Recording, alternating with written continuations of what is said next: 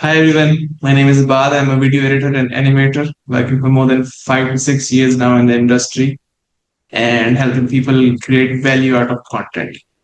And what you will hear in this episode will be my life story and how I reshaped my losses to wins by a long, long journey. I hope you're interested in seeing that. And yeah, that's about it.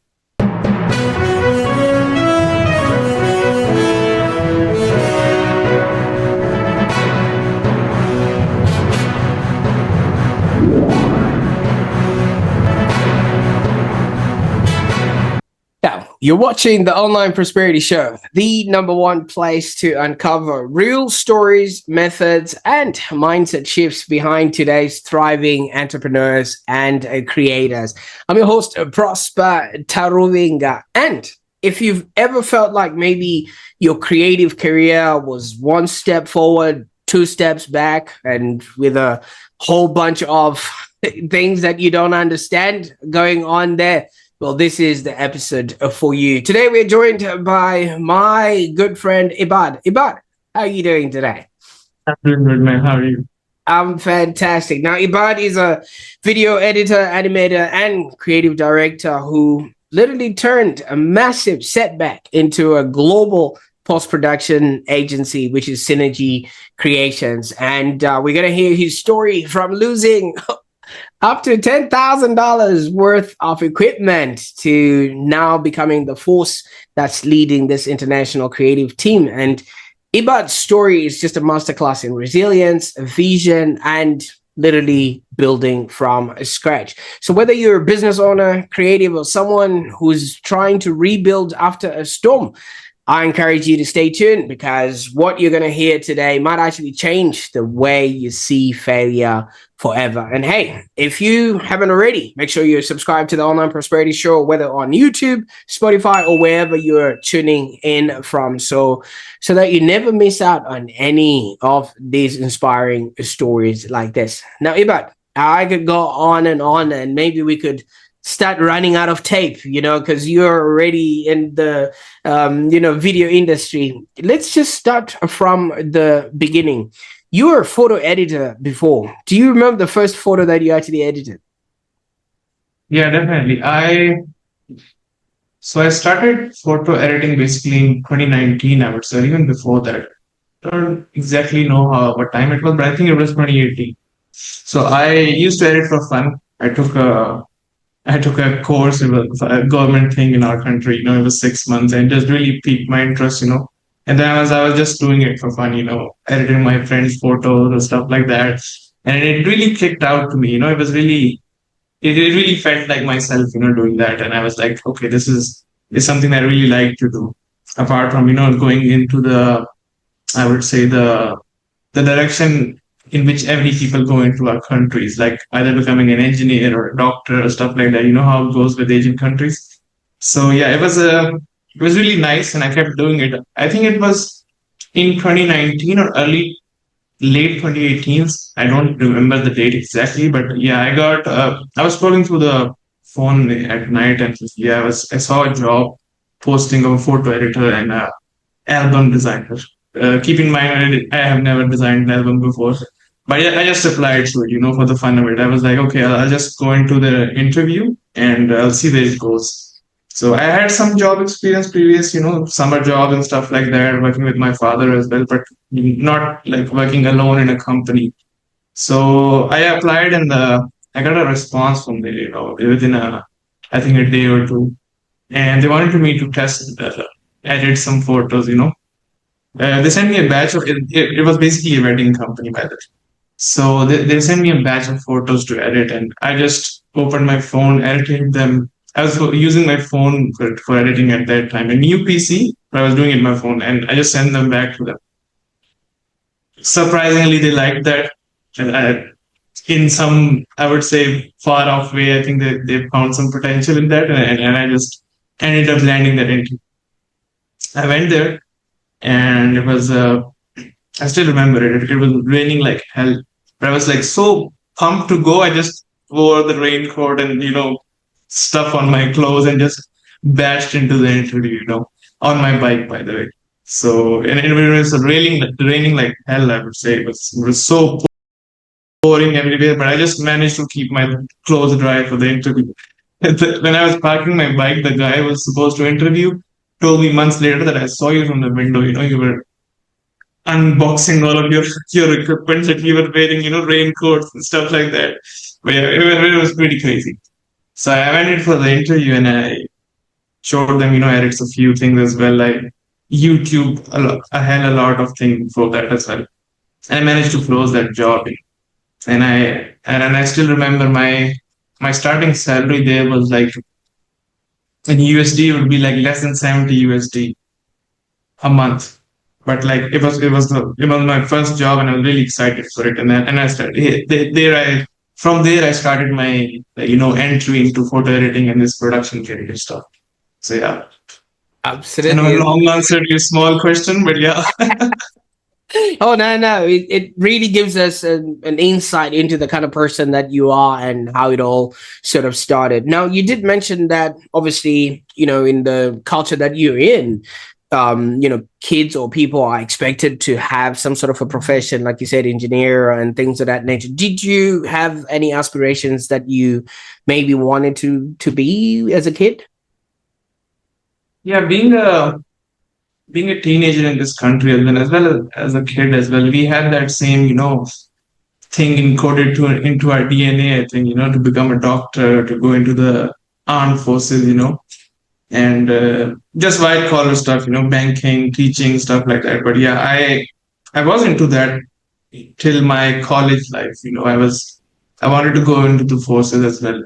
So, but like in that college era of mine, I also stumbled upon this course as well after I finished my college. We call it, it's not the college that same as the college in the US, but it's different here in our country.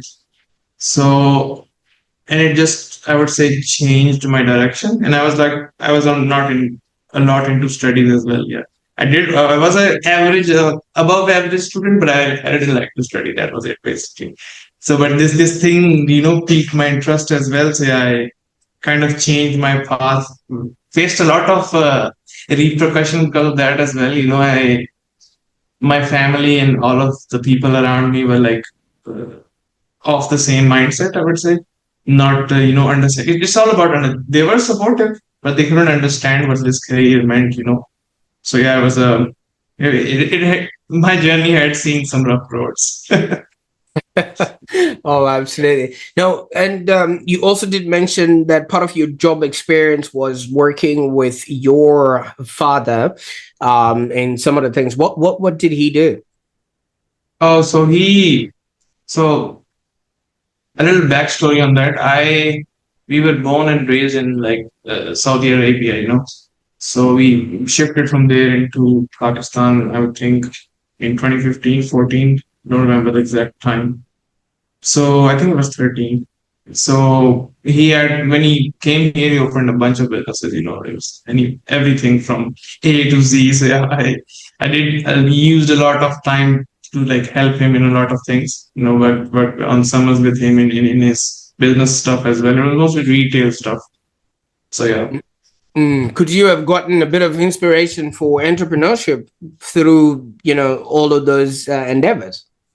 Yeah, definitely. I think it, it, it, it really didn't pique my mind back then that I wanted to be an entrepreneur. It was like, okay, I'll just start my journey and see how it goes. But yeah, I would say at the back of my mind, I always felt like I need to do something bigger than I'm currently doing. I still feel it, by the way. It's not about being like ungrateful. It's about having an aim, to achieve something that you have mentally, I would say, mapped out in your mind. Now, you did mention it was pouring, raining on the day you went to this interview, and obviously somebody would have been like, you know what, maybe another job will come and things of that nature. But what was the enthusiasm that actually got you to go to such lengths? I So yeah, funny story. Not funny by the way, but I would say two things. Because it was a really era of recession in our country as well. And generally, it was my time to work. You know what I mean by that? Like things in the family weren't good enough as well. So I mentally knew like this is my time to step up. Basically, there was that motivation. And secondly, I really, really wanted to do something in my life. Yeah, like I'll see if I can add a picture in the podcast after edit. But I was 16 years old when I did my first, I would say, business thing. So it was like a stall I placed outside my father's restaurant, and I sold flags basically. And I was 16 at that time, and I make like good sum of profit from that. It did the whole calculations on paper and on a diary as well, you know. But yeah, it was fun. So you obviously were given this job, you started editing wedding photos, but you then ended up building a global video agency, and that's quite a leap, from what you started to now what then happened. What sort of pulled you into filmmaking and animation in the process? Yeah, this is going to be a long one. So I did photo editing for like 6 7 months or more than that. But the company basically I was working for, it's called Livelong Studios, still exists. The owner of that company is a really close friend of mine as well now. So he always talked about opening a branch of that company in our country as well. He was Pakistani, by the way, living in the UK.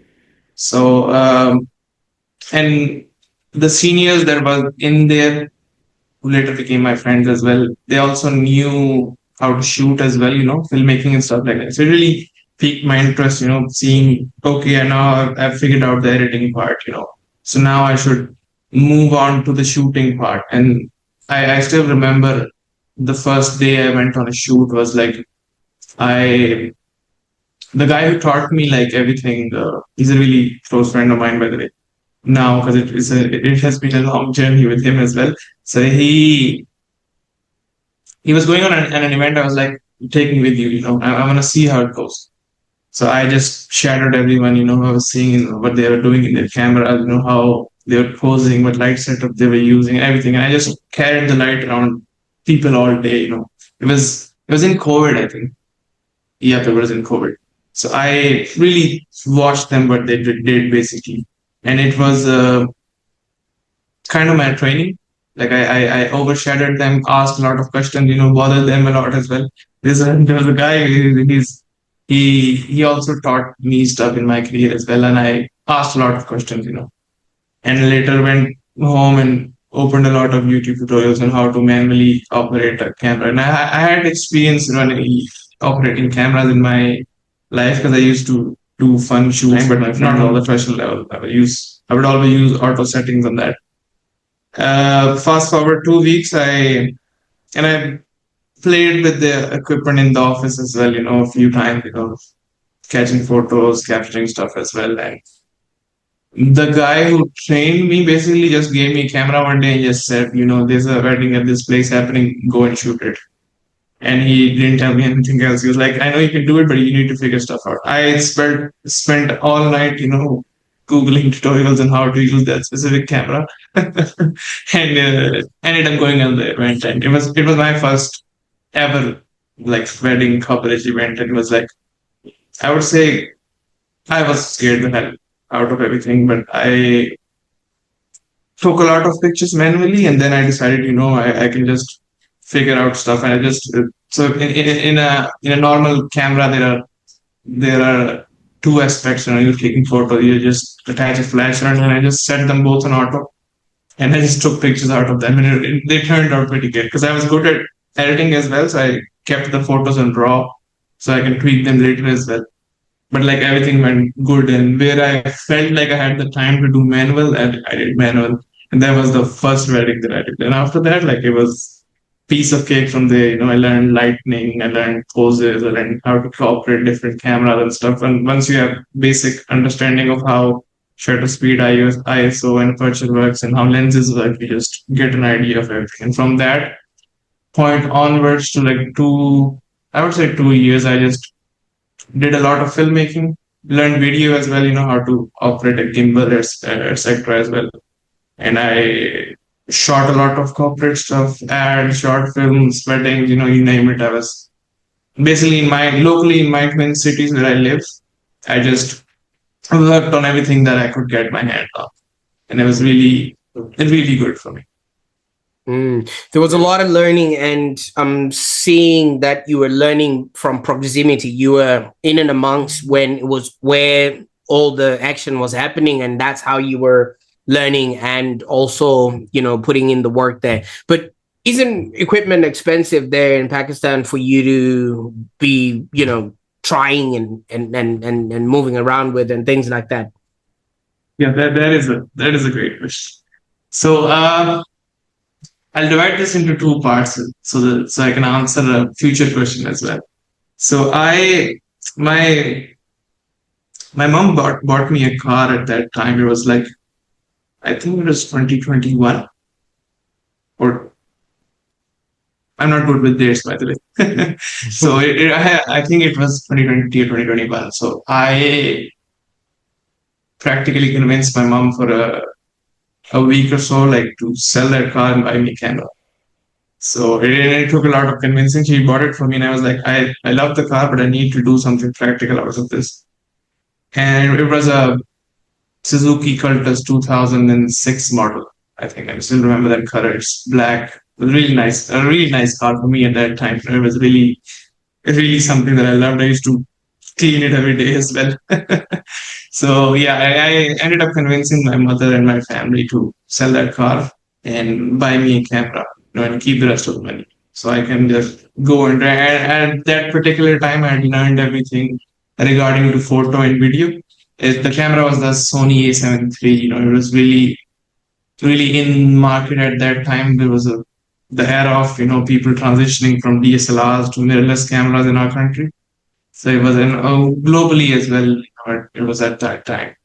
So yeah, I convinced my parents to bought that camera to me, and I think I bought it for more than 1,500 USD, I would say, with the lens and everything included. I still remember it. So yeah, and now in this duration of period when I bought my camera, my boss basically at that time wanted people to. He trusted us a lot. The guys that were here, and my friends as well, who later became my friend. We were working together for like 2-3 years now. So he ended up opening a branch here of his studio, I would say, to do weddings here in Pakistan as well, and corporate stuff as well. And he gave us a partnership share in that. Me and two of us got a partnership share in between them. So we ended up being employed there as well, to moving on from being the partnership in that franchise in our country. So it took us a week to consider everything, to I would say grasp the scope of this. What being in ownership means. We have to be answerable to a lot of things, expenses and stuff like that. But we were doing so good at that time in our country in terms of weddings and like events, shoots, edit as well, because we had that confidence that we can do this. And we were already working post-production for that editing for the company that was doing the job, and we were already doing post-production for the stuff that was sent out abroad. So we had that, confidence in our skills to be able to pull that off. And this all happened after I bought my camera, by the way. So yeah, it was. We ended up making it successful here to the point that we were earning good money in PKR in our country. Locally doing a lot of stuff in season. There's a wedding season in every country. I'm sure it's same as yours as well, over there as well. But we would bash the hell out of that season. Working day and nights, doing events everywhere in the Twin Cities and in other cities as well. Going, to packing the equipment, but we still had, I had a bike at that time, basically. I would, carry the heavy bag with lenses on my back, place I'll see if I can attach an image of that in the later edit. It'll be very fun. And place the stand on the petrol tank, and he used to drive all around all day because we used to have two events in the season, and if we have a shoot regarding corporate stuff as well, we still had to move equipment there as well. We were making good money, but not that much money we would be able to afford a car. So yeah, it was really winter, summers, day, night, everything. We were already always sunburned as well in our hand as well. But yeah, it was really fun. We never felt this because the other guys and me as well, we really loved what we were doing. Other people in this similar fields also agree with it. I would get called on any event that's happening in our country, like in our twin cities, at that time of year, because people love our work as well. Because even if it's our own work, if we're having an event and it's directly our client, we would definitely work very good on that. But if another person hires us and we're going to their event or their corporate stuff as well, we would put all our efforts in there as well. So yeah, it was a really good phase. I think it was 22 or 20. It was 2022, I think. Yeah. So we were at the peak of our that brand being in our country as well and our career as well. Speaking in PKR language. Absolutely. But amongst all of that, I did notice somewhere that you ended up losing close to $10,000 worth of equipment, and you also went through some health challenges. What was going on in that period of your life? So I think it was early 2020, late 2021. I basically fell from my bike one day. It was really 40 kph or 30 kph, kilometers per hour, and it was really nothing. There was an old man crossing the road in front of me. I just pressed the brake violently. The road was slippery and I fell. My friend was with me as well, and we were just laughing. That's how slow you are. And we just shaked it off. I had a couple of bruises here and there, just got an injection, and there was something on my leg, and I didn't pay attention to that at that time because I was like, if it's 21, I was 21 years old. So it was young blood and not caring what's happening to you. By the way, to the viewers watching, definitely if you fell or have something unusual, please go to a doctor or see my example. So yeah, it was really, I just shaked it off. My leg went all blue. But I asked my cousin, man, I just fell off a bike and this happened. He was like, don't worry, you'll get better in 2 days. I was like, fine, I just ignored it. Fast forward 1 year later, I was doing an event one day and I just felt a pinch sort of thing in my leg, And I was like, maybe I'm tired. When I moved a little, I was covering an event. I think it was a corporate thing in our country, the city I'm in. But I really started feeling pain in my leg. I was like, I need to definitely get this checked.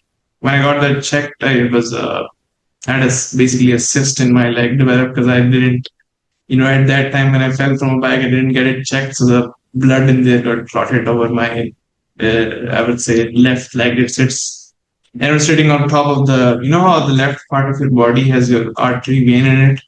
It goes from I think the upper body from your heart towards your leg, the left side of your body. And it was the cyst that had developed from that blood clotting was really sitting on top of that artery vein. So they couldn't, operate it. It was too risky. So they just put me on a lot of meds for a long period of time. It's like 4 months or something. There was a lot of pain meds and stuff. But yeah, the pain was gone and I was really young and just kept shooting, kept doing work and everything as well. I think it was November. Yep, it was November. End of October or November. I have the exact date written on a paper as well. I had that date written for a long time as well. At that date, my surgery was scheduled, by the way. So I was working from home for a week as well. I had left events as well because my leg wasn't allowing me to do that. And at the end, basically the doctor said these medicines are not working. We'll have to operate this out of your leg basically. So I was like, okay, fine. Because I had another surgery before as well. My appendix burst a while ago. So I'm very cool with surgeries. So it didn't scare me a lot. I was like, a normal procedure and wouldn't take that much time. On the day my surgery was scheduled, I get a call from my friend, the one that is at the office, he is my senior. He said, "Did you forget to close the office last night?" I was like, "Man, I'm not here since a week. I'm not there, so I don't know. But what happened?" He was like, "I came to the office and the door is unlocked." I told him to check the equipment. He was like, there's nothing here." We thought it was a good idea not to panic in the beginning. So we called a third friend who had an exam that day. He wasn't picking up. So we, for a minute or two, or like 20, 30 minutes, we assumed that he had took the equipment on an event. We might have an event after the exam, but we were also skeptical because he took a lot of stuff. Like everything was missing. From the point where I bought my camera to that point, we had developed or made. I had made like three bodies out of that. So body is basically a camera. We call it a body in the camera linguistics terms. So we had like 3 to 4 cameras of our own. There was a big event coming. I had another camera that I borrowed from my uncle as well.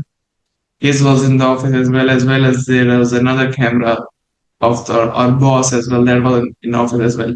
Only one of our cameras were outside the office at that day, and everything, lenses, cards, flashes, everything was basically in our office. So it didn't add up of that person that was gone for the exams to take everything with him because there's a lot of equipment.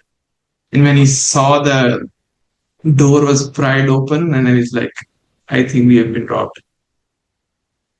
I just woke up, like when he called, I just woke up and I was like, I just directly jumped on my bike and went to the office. My office was the studio that we were a part of, like this thing. I had a B-roll of that as well.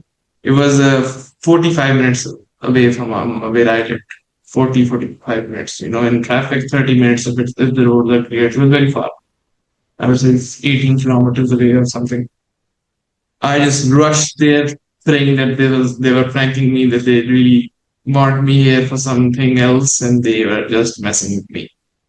And when I got there and I saw the lock open and pried, and then it hit me, okay, this is real now. It's not a dream anymore. We called that guy, and he came out of the exam, and he confirmed as well that he hadn't picked any of the equipment, and he also thought that we were messing with him. We just wanted him to come to the office after exams, so he also initially thought that we were messing with him. Yeah, we opened everything and sort through everything, tried to find in every cabinet or like look around here and there, and it was like nothing was there basically. So yeah, that was it. We were like very, very sure that everything is gone now. So yeah, it was. I'm not sure how much there would be in today's term, but at that time there would be equivalent of 10,000 USD, but maybe it will be more than now because things are very pricier these days as well. So yeah, we just called the local police in our area as well as the housing society security as well. And we had CCTV in our office, but surprisingly, nothing was working that day. Maybe the man that came wiped everything. But yeah, it was we were too stunned to speak. The three of us. We were sitting outside on the road when everything went down, and we got to the cops, filed a complaint. There were police in our country is like how it is everywhere else. So it was really non-cooperating and everything. And my complaint got filed a week after the incident. So it was that, because I created everything from scratch, every card, every lens, every flash, every wire, we had no one to invest with us. So the initial 1,500 I got from my family, that was it, everything rest. The jump from there, I invested in everything that I made. And there was another guy's camera as well. And the one that I brought from my uncle was also stolen. So I had that. Okay, now I have to give 2,000 USD of that as well, plus my own shit that I've lost. So yeah, the doctor kept calling me. He was like, "Man, you're scheduled for surgery today. Scheduled for surgery today." I just called him back and I was like, "You'll have to postpone this. I'm in a problem of my own now." So yeah, 2 weeks I spent private detecting the shit out of everything, going to places, and scrolling through so CCTVs of people, because basically I had no right to go to a shop and ask for CCTV, but and the police weren't very cooperative as well. They would come in an hour and just leave when I looked away. They didn't have time. It was to them, I think, if I think now, was an open and shut case. The camera, there's no way of tracking them. They don't have any SIM in there, and you can't drive a camera anywhere. So I think they didn't necessarily thought of putting their efforts in there. I just kept the complaint document. You get a document when you file a complaint. It gets registered after the police checks it. It's called an FIR in our country. But it was that got registered a week after the incident, by the way, maybe 1.5 weeks. I just used to go to a shop and show that document to people, like, I have an FAR and I can. You just need to show me a camera so I can find the person that stole my stuff. If there's ever said no, I was like, I can call the police and you can talk to them as well if you want, and they'll come and then you'll show me the camera. And I was like, okay, okay, no, wait, here you go. And they would give me access to the CCTV. I traced the man from the building that we were in until he left into a block, and he was always covered in masks. They recognize him, and he. Funny thing was, the guy that left the day before this incident. He left at 8 p.m. This guy came in at 8:15. He knew this was the last guy in the office, and he's leaving right now. And I should go and pack everything of theirs and steal it and everything. So he had a lot of information. Some people suggested this would be someone from his circle as well, because we were doing a lot of events. A lot of people used to come into our office, and we had a lot of an album display of sort of as well for our clients as well. So a lot of people in our references would also come to bring their clients into our office as well to show them, final products and stuff like that. So there was a lot of people going in and out of our office over a year. We couldn't point our finger to one who was responsible for this. So I did a lot of private detective stuff on my own. Became Sherlock Holmes for two weeks. Didn't work out for me. Oh no. So yeah, my nothing was panning out. I was days and nights after nights, and I stopped talking. I barely talked that 2 or 3 weeks, I would say. Just minimum words, because I'm too stunned. And I was 21 or 22 at that time. So for me to bear that loss at that age was too much for me. Even I considered myself a strong person, but there was too much for me. I was heartbroken and empty in the bank as well. I had a lot of events scheduled too, and it was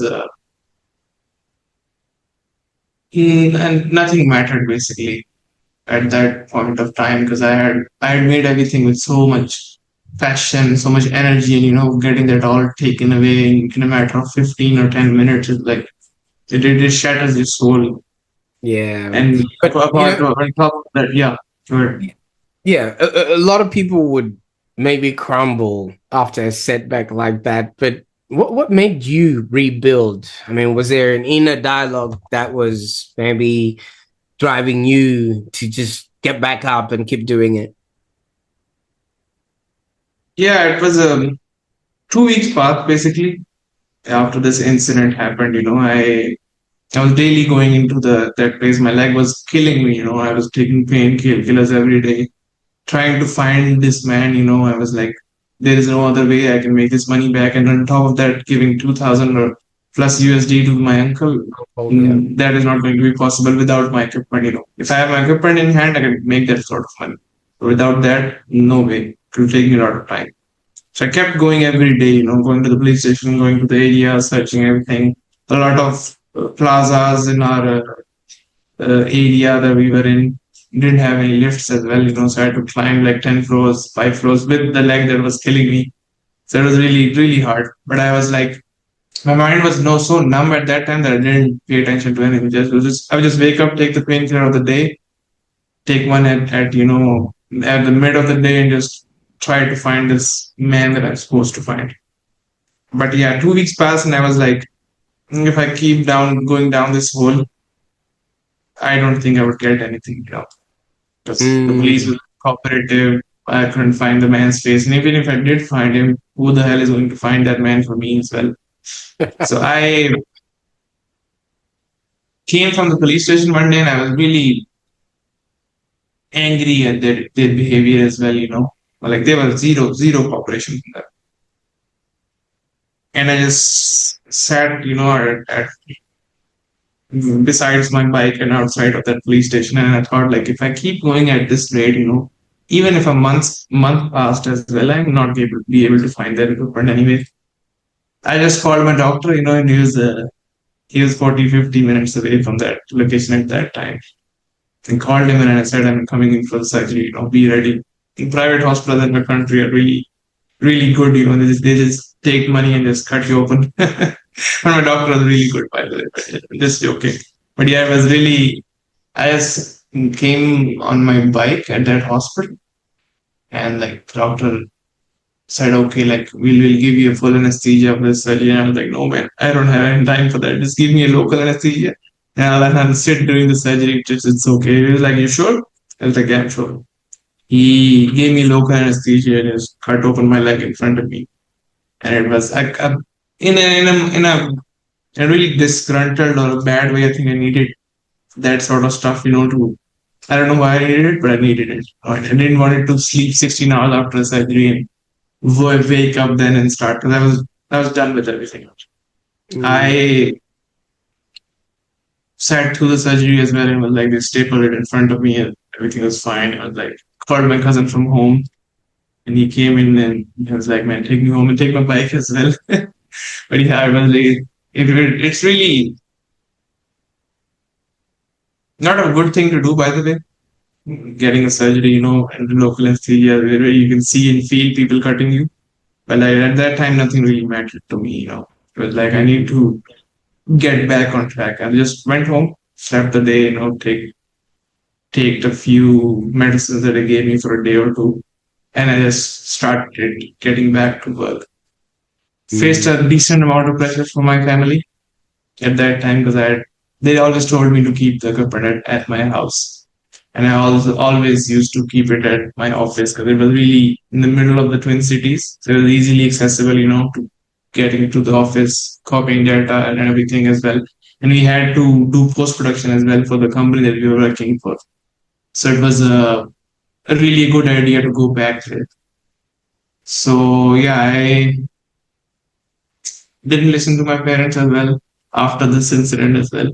Because I was like, I've given 3, 4 years to this field. Even if I really do listen to them, end up working at a bank or like any job that my other relatives are offering me, it wouldn't feel right, to give everything up. Mm. But I you went on and you built Synergy Creations, from Yeah, this. Do definitely. you think if you hadn't experienced this loss, would you have gone ahead and built this business, or at what moment did everything start changing for you?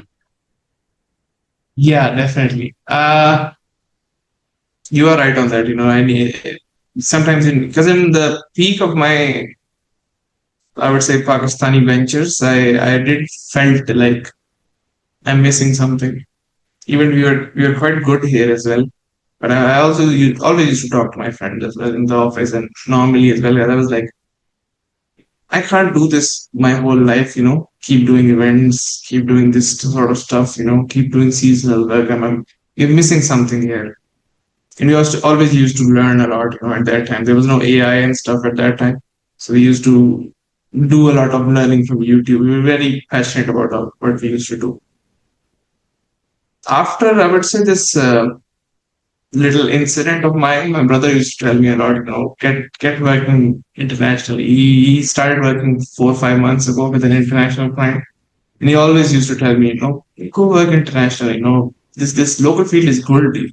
Do it in seasons, but like try going to the USD market. It'll give you more benefits. And I was like, okay, I'll do it tomorrow. I'll do it tomorrow. So the timeline was really perfect. My brother pushing me towards this, me experiencing this loss, and me also doubting. I wouldn't say doubting. I was like, I felt always like I need to do something bigger than this that I'm currently doing. And I knew like this tragedy that has happened to me, I haven't done something wrong with anyone.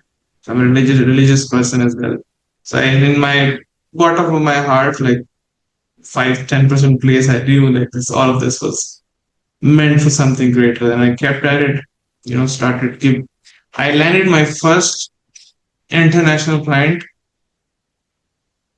3 or 4 months after this incident.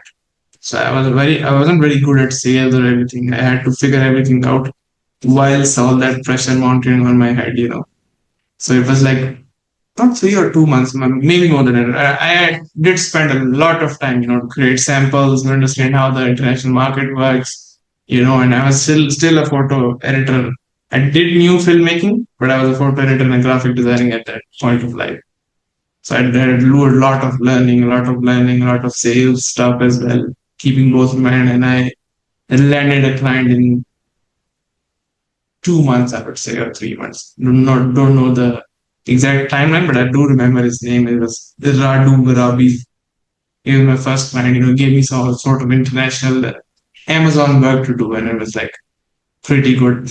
I started working in USD market. He was paying me a good monthly retainer sort of stuff, and then things started to change for good for me. I was getting good payouts from that, and like feeling the comeback getting me. I had left shooting and everything at that point. It was really good when I found this stuff. I was like, okay, now my stuff is paying off. What I've done 2-3 months. Then I used the next 3-4 months to pay back my uncle there as well. I had to settle, and it took me 4 or 5 months to get everything back together.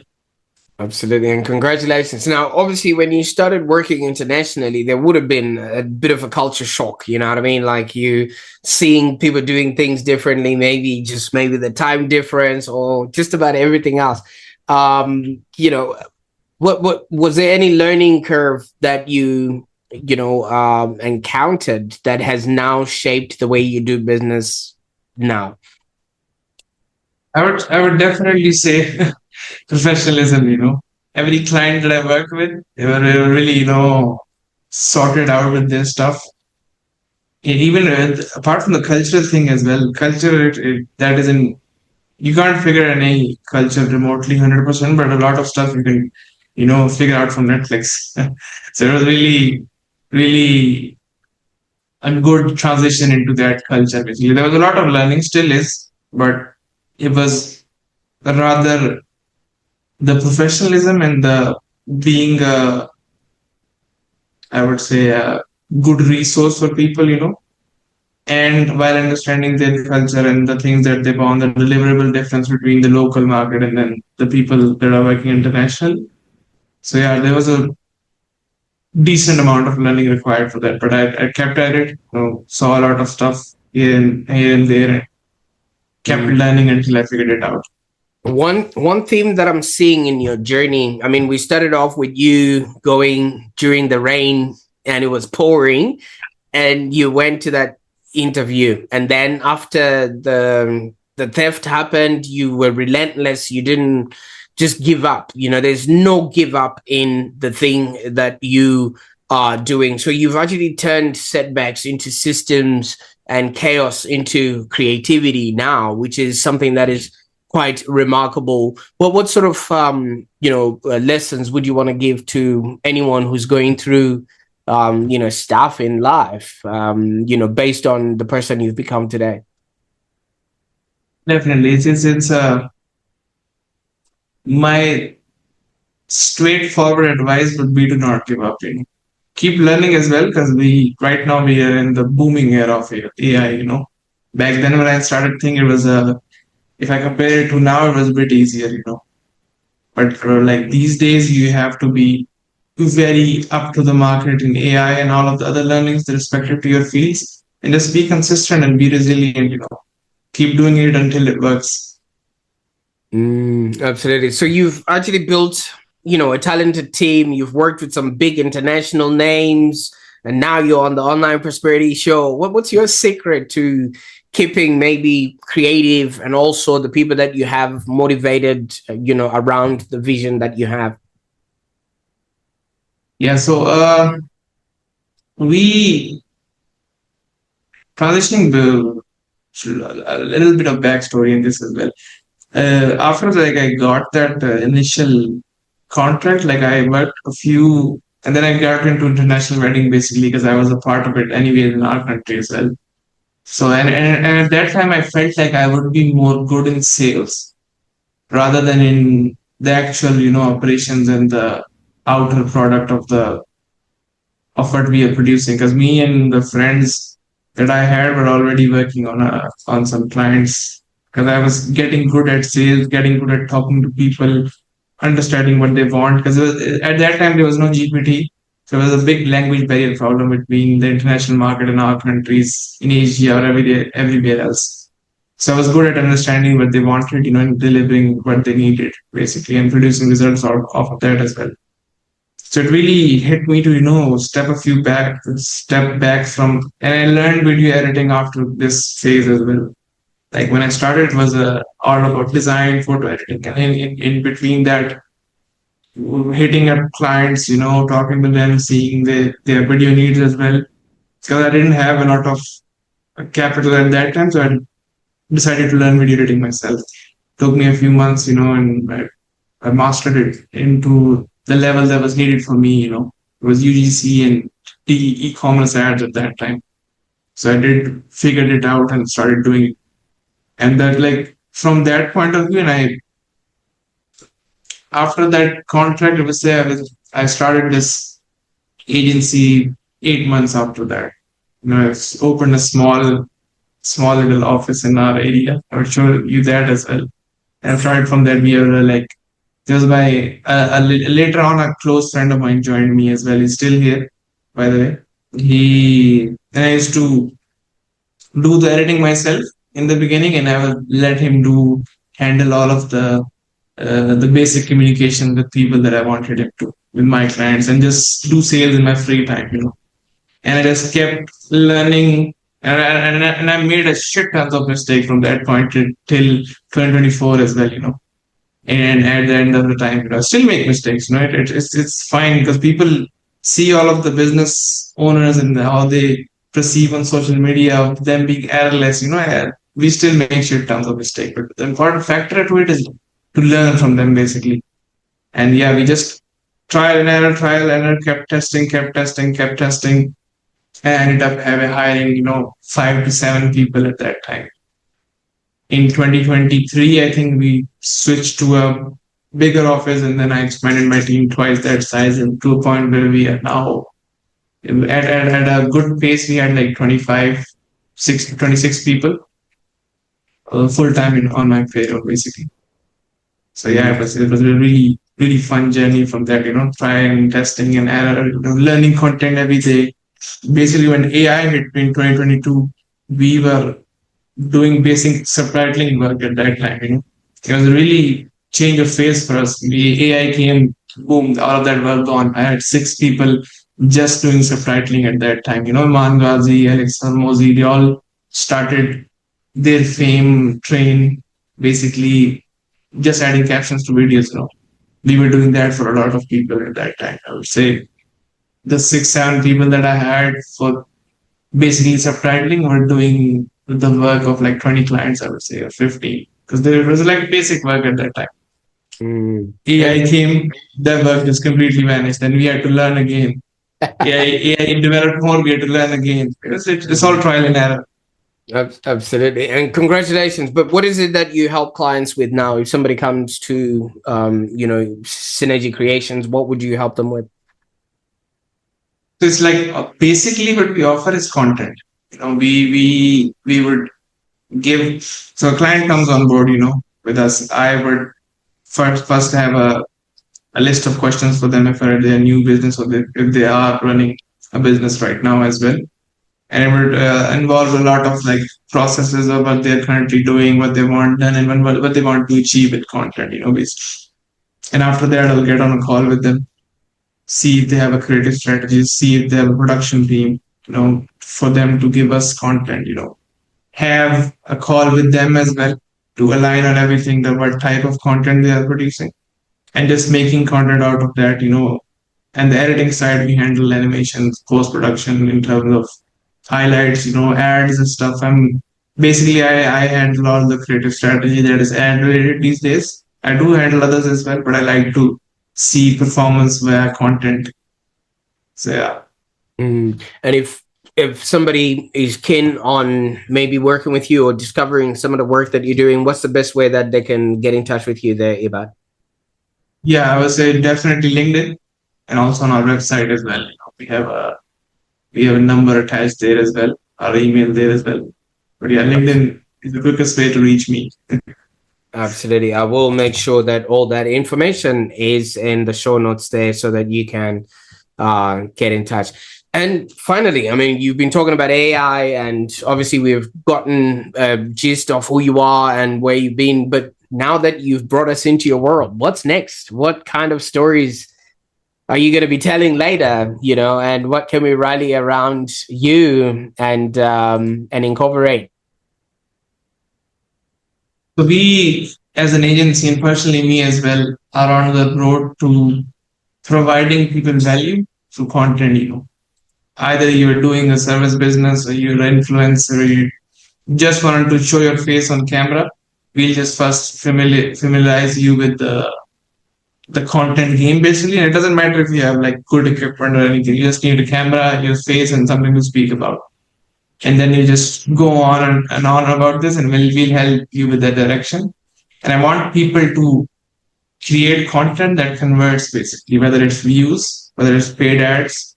Like we want to figure out that system. We are a long way into that as well. We have created a lot of winning ads, viral videos as well. But we really want to pin that system. That's my goal for 2026 as well. To be able to help people with content, where they get views, where they get sales, where they outreach people, and in the end, the value that they want to offer to the community, wherever they are in this world, they'll be able to offer it with us. Absolutely. And I viscerally believe that people come to the internet to get information. And if they're getting that information from, your clients, then your clients are going to be very, very successful. Now, Ibbad, I can't thank you enough for the time that you spent with me on the call today. I mean, your life story and your experience have so much value. And I love how you weave all of this into a great story, based on just where you've been and how you're helping, your clients. And it actually shows that when somebody starts working with you, they'll also be able to have a good story to tell. Definitely. Absolutely. What a powerful conversation. I think Ibbad's story is just proof that setbacks are just, a setup for a comeback. And with faith, consistency, and vision, you can actually rebuild anything from scratch and actually make it stronger than before. And as you've heard Ibbad's story, you too can actually have a happier existence if you just don't give up. So if you're watching this right now and you've maybe you've ever lost something, or you've ever lost your zeal or your will to leave, maybe it's a client, a job, or maybe sense of direction, I just want you to take this as a reminder that your next chapter might actually be the best one. So make sure you subscribe to the Online Prosperity Show so you do not miss out on content like this. And if you know anyone that is maybe likely to be able to gain something from this conversation, just share this episode with them, and hopefully they will be able to grab something from it. So I can't wait to see what you do with this information today. Until next time, keep creating your own prosperity, and I can't wait to hear your story. Bye for now.